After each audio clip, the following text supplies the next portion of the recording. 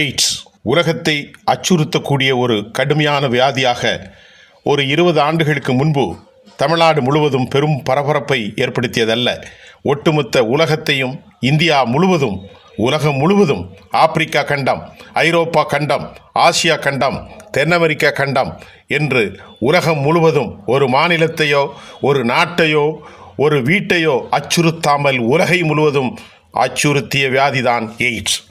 சமீபத்தில் வந்திருக்கக்கூடிய செய்திகள் அந்த செய்திகளை விட முதலாக உலகம் அச்சுறுத்தி கொண்டிருந்த போது ஏற்பட்ட அச்சுறுத்தலை விட இந்த செய்தியை பார்த்தால் உண்மையிலேயே அனைவரும் கதி கலங்கித்தான் போவீர்கள். இந்தியாவின் வடகிழக்கு மாநிலமான ஆசாம், திரிபுரா, மணிப்புரா, நாகாலாந்து, இப்படி மிசோராம் பல்வேறு மாநிலங்களை நாம் கேட்டிருப்போம். ஆனால் தற்போது திரிபுராவில் நடைபெற்றிருக்கக்கூடிய இந்த கொடூர நிகழ்வு ஒருவரையும் தலை சுற்ற வைக்கின்றது. பலர் தடுமாறி போய்விட்டார்கள். திரிபுரா மாநிலத்தில் கல்வி கற்க வந்திருக்கக்கூடிய மாணவர்களில் 828 பேருக்கு எய்ட்ஸ் என்கின்ற அபாயகரமான வியாதி இருப்பதாக கண்டுபிடிக்கப்பட்டுள்ளது. இந்த எய்ட்ஸ் அவர்களுக்கு எப்படி வந்தது, அந்த விவகாரத்தை செய்தியினூடே நாம் பார்க்க இருக்கின்றோம். 828 மாணவர்களுக்கு திரிபுராவில் எய்ட்ஸ் வந்ததன் காரணம் நாட்டின் பல பகுதிகளில் இருந்து, குறிப்பாக வடகிழக்கு மாநிலங்களில் பல பகுதிகளில் இருந்து கல்வி கற்பதற்கு திரிபுராவை நோக்கி பள்ளி மற்றும் கல்லூரிகள் மாணவர்கள் அவர்கள் தங்கும் இடவசதியை தேடி அங்கே வருவதுண்டு. அப்படி வந்த மாணவர்களில் பலர் போதைப் பொருளுக்கு இரையாகி இருக்கிறார்கள். இன்னும் பலர் பெண் பிள்ளைகளிடத்தில் தவறான நடத்தை இருந்தவர்களாகவும் கூட அறியப்படுகிறது.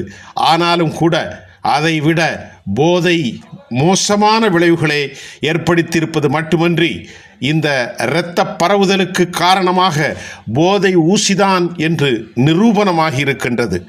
திரிபுரா மாநிலத்தில் கல்வி கற்க மிக செல்வந்தர்கள் வீட்டு குழந்தைகள் அங்கு வருவதுண்டு.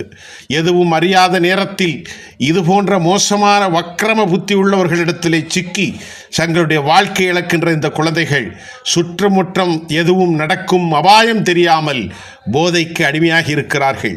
விளைவு போதை மாத்திரை, போதை ஊசிகளை அவர்கள் ஒருவர் மாற்றி ஒருவர் தொடர்ந்து பல மாதங்களாக அவர்கள் பயன்படுத்தியதன் விளைவு ஒருவரிடத்தில் இருந்து பரவிய எய்ட்ஸ் இரத்தத்தின் மூலம் மற்றொரு மாணவருக்கும் ஆக மொத்தத்தில் இந்த பரிசோதனையில் இதுவரை 828 மாணவர்கள் எய்ட்ஸ் HIV பாசிட்டிவ் என்கின்ற ரிசல்ட் தான் ஒட்டுமொத்த இந்திய தேசத்தையும் சர்வதேசத்தையே, அதுவும் கல்லூரி பள்ளி மாணவர்களுக்கு ஒரே மாநிலத்தில், ஒரு சிறிய மாநிலத்தில் 828 பேருக்கு எய்ட்ஸ் என்றால் அச்சுறுத்தல் மட்டுமல்ல, அபாயகரமான ஒரு செய்தியாகவே இருக்கின்றது.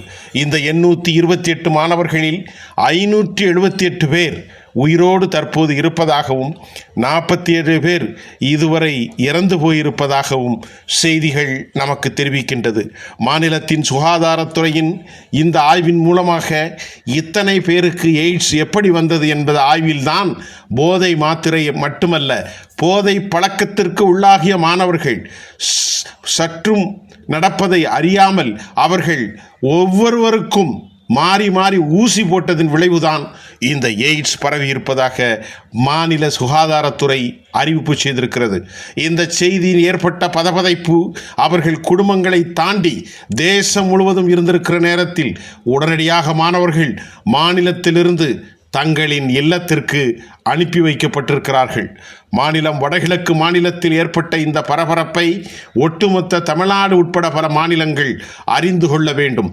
தற்போது போதை கலாச்சாரமும் கஞ்சா கலாச்சாரமும் கொக்கைன், ஹெரோயின், இப்படி அயலகத்திலிருந்து வருகின்ற போதைகள், அது மட்டுமல்லாமல் மருந்து ரீதியாக, அதாவது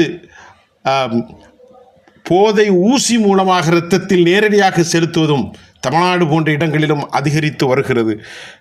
திரிபுராவை அச்சுறுத்தி இருக்கக்கூடிய இந்த போதை கலாச்சாரத்தை ஒவ்வொரு மாநிலங்களிலும் பரிசோதனை செய்தால் பல லட்சக்கணக்கான மக்கள் இந்தியாவில் எய்ட்ஸ் HIV-க்கு அவர்கள் பாதிப்படைந்திருக்கலாம் என்ற தகவல்களை மறுக்க முடியாது என்பதே உண்மையாகும்.